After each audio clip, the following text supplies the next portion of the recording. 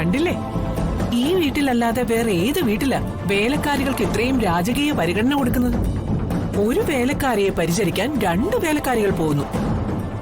ഓ, അതിലേറ്റവും സുന്ദരിയായ വേലക്കാരിയെ വീട്ടിലെ ഗൃഹനാഥൻ തന്നെ ഒരു ഡ്രൈവറെ പോലെ കാറിൽ AC ഇട്ട് കൊണ്ടുവരുന്നു.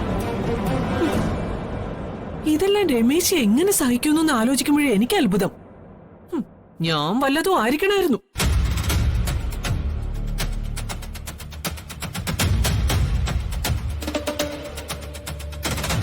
അവിടെ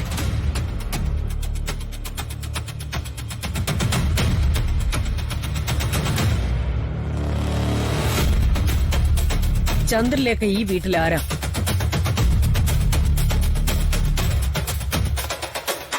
നീ മറന്നുപോയെങ്കിൽ ഞാൻ പറയാം. അടുക്കളക്കാരി. എന്നോടൊരു വാക്കുപോലും പറയാതെ അടുക്കളക്കാരിയായി നീ എവിടെയാ പോയത്?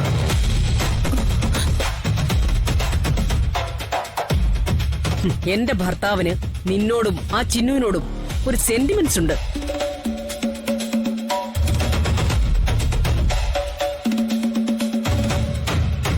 അത് മുതലാക്കാൻ നിൽക്കരുത്. ഞാൻ അറിഞ്ഞിട്ട് വേണം ഇനി ഇതിനകത്തുനിന്ന് പുറത്തു പോവാൻ. പറഞ്ഞത് കേട്ടോ?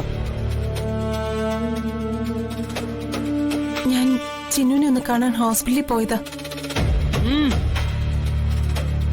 ചേട്ടന് ചിന്നുവിനോടും ഇവളോടും കുറച്ച് അനുകമ്പയുണ്ട്.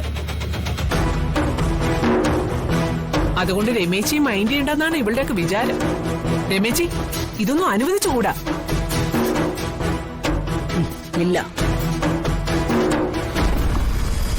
ഇവളുടെ ഒന്നും തോന്നിവാസം ഇനി ഈ വീട്ടിൽ നടക്കില്ല. ആശുപത്രിയിൽ ആരുണ്ട് ആരില്ല ഇതൊന്നും എന്റെ വിഷയമൊന്നും അല്ല. സീത ചിന്നുവിനോടൊപ്പം പോയിരിക്കുന്നത് മനസ്സിലാക്കാം. ചിന്നുവിന്റെ പേരും പറഞ്ഞ് നീ ജോലികളെല്ലാം ഒഴിവാക്കി തോന്നിയതുപോലെ കറങ്ങി നടക്കാമെന്ന് കരുതിയാൽ ആ നിമിഷം ഞാൻ ഇവിടുന്ന് നിന്നെ ചവിട്ടി പുറത്താക്കും. മറ്റെവിടെയെങ്കിലും ജോലി തെണ്ടി പോകേണ്ടി വരും നിനക്ക്. മനസ്സിലായോ? ഇവിടുത്തെ കാര്യങ്ങൾ മാത്രം നോക്കാനാ നിന്നെ ഞാൻ ജോലിക്ക് വെച്ചിരിക്കുന്നത്. ആ ജോലികൾ മാത്രം നീ ചെയ്താൽ മതി.